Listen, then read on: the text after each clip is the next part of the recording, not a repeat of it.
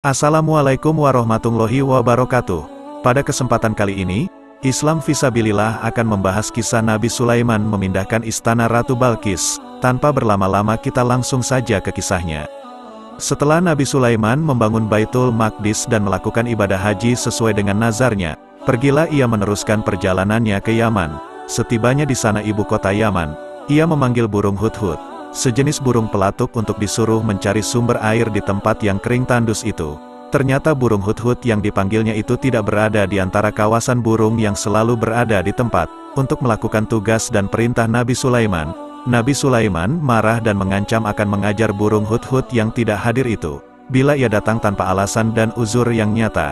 Berkata burung hudhud yang hinggap di depan Nabi Sulaiman sambil menundukkan kepala karena ketakutan, "Aku telah melakukan penerbangan, pengintaian, dan menemukan sesuatu yang sangat penting untuk diketahui oleh Paduka Tuan.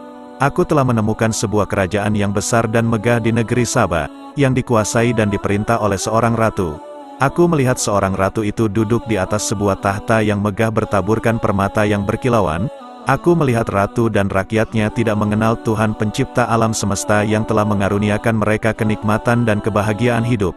Mereka tidak menyembah dan sujud kepadanya tetapi kepada matahari. Mereka bersujud kepadanya di kala terbit dan terbenam.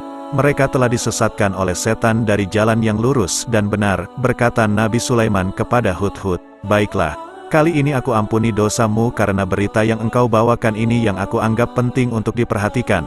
Dan untuk mengesahkan kebenaran beritamu itu, bawalah suratku ini ke Sabah dan lemparkan ke dalam istana ratu yang engkau maksudkan itu.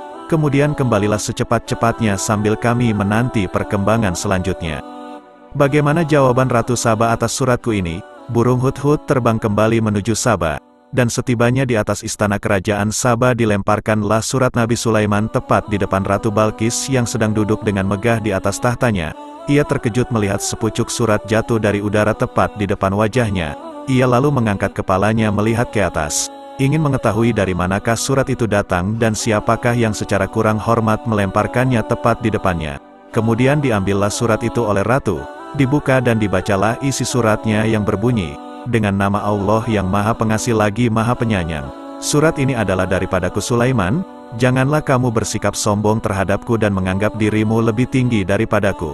Datanglah sekalian kepadaku berserah diri." Setelah dibaca berulang kali surat Nabi Sulaiman, Ratu Balqis memanggil para pembesarnya, dan para penasihat kerajaan berkumpul untuk memusyawarahkan tindakan apa yang harus diambil sehubungan dengan surat Nabi Sulaiman yang diterimanya itu. Berkatalah para pembesar itu ketika diminta penimbangan, "Wahai Paduka Tuan Ratu, kami adalah putra-putra yang dibesarkan dan dididik untuk berperang dan bertempur, dan bukan untuk menjadi ahli pemikir atau perancang yang patut memberi pertimbangan atau nasihat kepadamu. Kami menyerahkan kepadamu untuk mengambil keputusan yang akan membawa kebaikan bagi kerajaan, dan kami akan tunduk dan melaksanakan segala perintah dan keputusanmu tanpa ragu. Kami tidak akan gentar menghadapi segala ancaman dari manapun datangnya demi menjaga keselamatanmu dan keselamatan kerajaanmu." Ratu Balqis menjawab, "Aku memperoleh kesan dari uraianmu bahwa kamu mengutamakan cara kekerasan, dan kalau perlu kamu tidak akan gentar masuk medan perang melawan musuh yang akan menyerbu. Aku sangat berterima kasih atas kesetiaanmu kepada kerajaan dan kesediaanmu menyabung nyawa untuk menjaga keselamatanku dan keselamatan kerajaanku. Akan tetapi aku tidak sependirian dengan kamu sekalian. Menurut pertimbanganku, lebih bijaksana bila kami menempuh jalan damai dan menghindari cara kekerasan dan peperangan, sebab bila kami menentang secara kekerasan dan sampai terjadi perang dan musuh kami berhasil menyerbu masuk kota-kota kami, maka niscaya akan berakibat kerusakan dan kehancuran yang sangat menyedihkan. Mereka akan menghancurkan dan membinasakan segala bangunan, memperhambakan rakyat dan merampas segala harta di peninggalan nenek moyang kami. Hal yang demikian itu adalah merupakan akibat yang wajar dari tiap peperangan yang dialami oleh sejarah manusia dari masa ke masa. Maka menghadapi surat Sulaiman yang mengandung ancaman itu, aku akan coba melunakkan hatinya dengan mengirimkan sebuah hadiah kerajaan, yang akan terdiri dari barang-barang yang berharga dan bermutu tinggi yang dapat mempesonakan hatinya dan menyilaukan matanya. Dan aku akan melihat bagaimana ia memberi tanggapan dan reaksi terhadap hadiahku itu, dan bagaimana ia menerima utusanku di istananya." Selagi Ratu Balqis siap-siap mengatur hadiah kerajaan yang akan dikirim kepada Nabi Sulaiman, dan memilih orang-orang yang akan menjadi utusan kerajaan membawa hadiah, tibalah hinggap di depan Nabi Sulaiman burung pengintai Hudhud memberitakan kepadanya rancangan Balkis untuk mengirim utusan membawa hadiah baginya sebagai jawaban atas surat beliau kepadanya. Setelah mendengar berita yang dibawa oleh Hudhud itu, Nabi Sulaiman mengatur rencana penerimaan utusan Ratu Balkis, dan memerintahkan kepada pasukan jinnya agar menyediakan dan membangunkan sebuah bangunan yang megah, yang tiada taranya yang akan menyilaukan mata perutusan Balkis bila mereka tiba.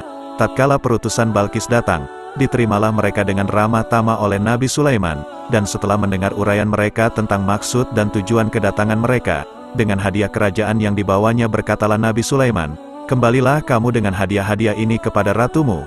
Katakanlah kepadanya bahwa Allah telah memberiku rezeki dan kekayaan yang melimpah ruah, dan mengaruniaiku dengan karunia dan nikmat yang tidak diberikannya kepada seseorang daripada makhluknya. Di samping itu aku telah diutuskan sebagai nabi dan rasulnya, dan dianugerahi kerajaan yang luas yang kekuasaanku tidak saja berlaku atas manusia, tetapi mencakup juga jenis makhluk jin dan binatang-binatang. Maka bagaimana aku akan dapat dibujuk dengan harta benda dan hadiah serupa ini? Aku tidak dapat dilalaikan dari kewajiban dakwah kenabianku oleh harta benda dan emas walaupun sepenuh bumi ini. Kamu telah disilaukan oleh benda dan kemegahan duniawi, sehingga kamu memandang besar hadiah yang kamu bawakan ini dan mengira bahwa akan tersilaulah mata kami dengan hadiah ratumu. Pulanglah kamu, kembali dan sampaikanlah kepadanya bahwa kami akan mengirimkan bala tentara yang sangat kuat yang tidak akan terkalahkan ke negeri Saba, dan akan mengeluarkan ratumu dan pengikut-pengikutnya dari negerinya, sebagai orang-orang yang hina dina yang kehilangan kerajaan dan kebesaran. Jika ia tidak segera memenuhi tuntutanku dan datang berserah diri kepada aku." Perutusan Balkis kembali melaporkan kepada ratunya apa yang mereka alami dan apa yang telah diucapkan oleh Nabi Sulaiman. Balkis berpikir, jalan yang terbaik untuk menyelamatkan diri dan kerajaannya ialah menyerah saja kepada tuntutan Sulaiman dan datang menghadap dia di istananya. Nabi Sulaiman berhasrat akan menunjukkan kepada Ratu Balkis bahwa ia memiliki kekuasaan gaib di samping kekuasaan lahirnya, dan bahwa apa yang dia telah ancamkan melalui rombongan perutusan bukanlah ancaman yang kosong. Maka bertanyalah beliau kepada pasukan jinnya, "Siapakah di antara mereka yang sanggup mendatangkan singgasana Ratu Balkis sebelum orangnya datang berserah diri?" Berkata Ifrit, seorang jin yang cerdik, "Aku sanggup membawa singgasana itu dari istana Ratu Balkis sebelum engkau sempat berdiri dari tempat dudukmu. Aku adalah pesuruhmu yang kuat dan dapat dipercayai." Jin lain yang mempunyai ilmu dan hikmah menyeletuk dan berkata, "Aku akan membawa tahta itu ke sini sebelum engkau sempat memejamkan matamu." Ketika Nabi Sulaiman melihat singgasana Balkis sudah berada di depannya, berkatalah ia, "Ini adalah salah satu karunia Tuhan kepadaku untuk mencoba apakah aku bersyukur atas karunia-Nya itu atau mengingkarinya. Karena barang siapa bersyukur, maka itu adalah semata-mata untuk kebaikan dirinya sendiri. Dan barang siapa mengingkari nikmat dan karunia Allah, ia akan rugi di dunia dan di akhirat. Dan sesungguhnya Allah Maha Kaya lagi Maha Mulia." Menyongsong kedatangan Ratu Balkis, Nabi Sulaiman memerintahkan orang-orangnya agar mengubah sedikit bentuk dan warna singgasana Ratu Balkis itu yang sudah berada di depannya. Setelah ratu itu tiba beserta pengiring-pengiringnya, bertanyalah Nabi Sulaiman seraya menudingkan kepada tahtanya, "Serupa inikah singgasanamu?" Balkis menjawab, "Seakan-akan ini adalah tahtaku sendiri."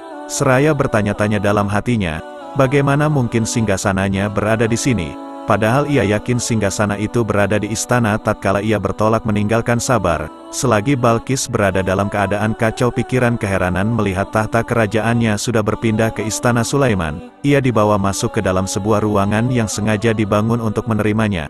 Lantai dan dinding-dindingnya terbuat dari kaca putih. Balkis segera menyingkapkan pakaiannya ke atas betisnya ketika berada dalam ruangan itu, mengira ia berada di atas sebuah kolam air yang dapat membasahi tubuh dan pakaiannya. Berkata Nabi Sulaiman kepadanya, "Engkau tidak usah menyingkap pakaianmu, engkau tidak berada di atas kolam air. Apa yang engkau lihat itu adalah kaca-kaca putih yang menjadi lantai dan dinding ruangan ini." "Oh Tuhanku," Balkis berkata menyadari kelemahan dirinya terhadap kebesaran dan kekuasaan Tuhan yang dipertunjukkan oleh Nabi Sulaiman, "Aku telah tersesat berpaling daripadamu, melalaikan nikmat dan karuniamu, merugikan dan menzalimi diriku sendiri sehingga terjatuh dari cahaya dan rahmatmu. Ampunilah aku berserah diri kepada Sulaiman nabimu dengan ikhlas dan keyakinan penuh. Kasihanilah diriku wahai Tuhan yang Maha Pengasih dan Maha Penyayang." Kisah ini diabadikan dalam Al-Quran diantaranya pada Quran Surat An-Naml ayat 41-44. Wallahu a'lam bishawab. Alhamdulillah saudara seiman, semoga kisah ini dapat menambah ilmu dan menambah ketakwaan kita kepada Allah Subhanahu wa Ta'ala. Assalamualaikum warahmatullahi wabarakatuh.